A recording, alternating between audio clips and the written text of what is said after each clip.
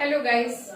Last time आपने देखा था कि हमने पढ़ा था कि क्या एटीएम कार्ड के एडवांटेजेस होते हैं। मैंने आपको पहले भी बताया था जिस तरीके से हर एक चीज का कुछ फायदे हैं उसी तरीके से नुकसान भी होते हैं। तो आज जो हम देखने वाले हैं वो है डिसएडवांटेजेस ऑफ एटीएम कार्ड। सबसे पहला जो इसका डिसएडवांटेजेस है वो है फ्रॉड। जिस तरीके से मैंने आपको ये कहा था कि ये कहीं ना कहीं सिक्योर है बिकॉज क्योंकि हम मनी इसको सिक्योरिटी से हम निकाल सकते हैं जिस समय जब जो चीज चाहिए।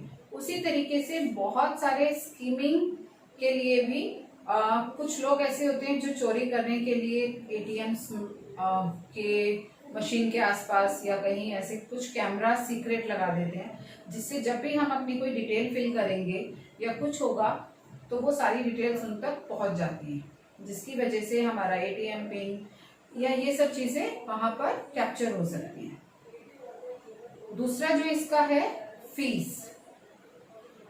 सब ये समझते हैं शायद कि एटीएम से जब भी हम पैसा निकाल रहे हैं तो उस समय पर हमें कोई चार्ज नहीं देना पड़ रहा, आराम से जा रहे हैं, जितना पैसा भरा था उतना ही पैसा निकला है, उतने का ही मैसेज आया है, कुछ एक्स्ट्रा नहीं कटा।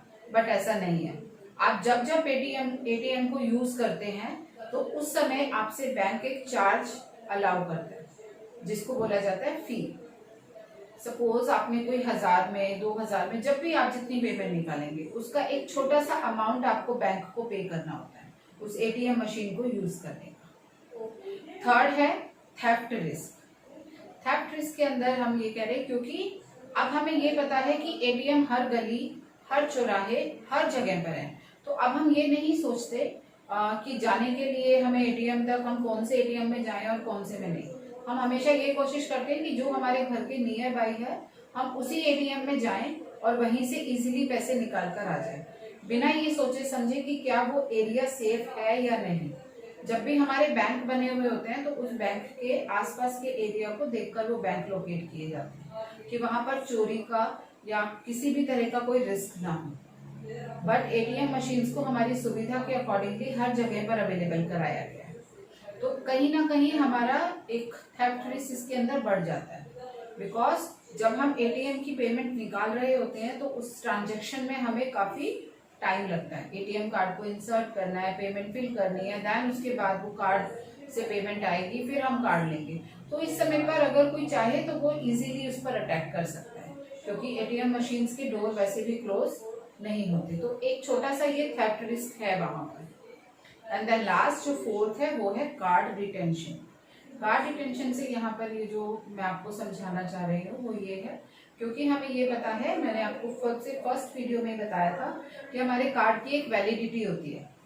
उस वैलिडिटी के खत्म होने के बाद हमें उस कार्ड को वापस से रिन्यू कराना पड़ता है। एक तो ये हुआ। दूसरा, बहुत बार हम कई बार एटीएम मशीन से पैसे निकालते हैं बट हम कोई पिन अपना भूल गए, हम कोई ट्रांजेक्शन का विकल्प गलत चुन लिया या किसी और रीजन से हमने एक साथ लगातार अगर एटीएम कार्ड को 3 टाइम्स यूज कर लिया तो वो कार्ड ऑटोमेटिकली ब्लॉक हो जाता है। उस ब्लॉक को खुलवाने के लिए अब हमें बैंक में जाना होगा और उस कार्ड को वापस से रिक्लेम करना होगा। तो ये प्रोसेस होता है हमारे कार्ड रिटेंशन का।